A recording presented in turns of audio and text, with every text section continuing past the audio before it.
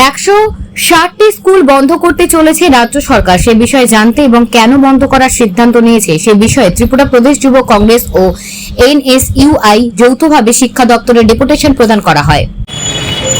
রাজ্যের ভবিষ্যৎ, রাজ্যের ছাত্রছাত্রীদের অন্ধকারের দিকে ঠেলে দেওয়া একটি প্রচেষ্টা এবং অশিক্ষিত রেখে দেওয়ার একটি প্রচেষ্টা এই ভারতীয় জনতা পার্টির সরকার সংগঠিত করছে। আমরা ইতিমধ্যেই জানতে পেরেছি যে 160টি স্কুলের মতন 160টি স্কুল স্পেশালি হিলি এডিসি এরিয়ার স্কুলগুলোকে বন্ধ করে তাদেরকে বড় স্কুলের সঙ্গে মার্চ করে দেওয়ার একটি প্রচেষ্টা ভারতীয় জনতা পার্টির সরকার রাজ্যে সংগঠিত করার চেষ্টা করছে। আমরা ত্রিপুরা প্রদেশ যুব কংগ্রেস এবং NSUI তরফ থেকে এই মার্জকে ধিক্কার জানাই।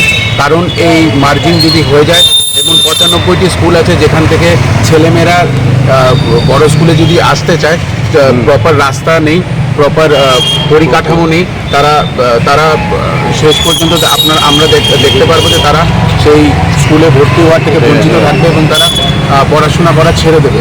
তো আমরা ধিক্কার জানাচ্ছি এবং আমরা আজকেই ডাইরেক্টরের কাছে এই আবেদন নিয়ে এসেছি NSUI এবং ত্রিপুরা প্রদেশ যুব কংগ্রেসের তরফ থেকে যে এই মার্চ যাতে অতি সত্বর বন্ধ করে দেওয়া হয় এবং যদি তারা সঠিক সিদ্ধান্ত নিয়ে এই মার্জিংকে বন্ধ না করে আমরা বৃহত্তর আন্দোলনে নামব।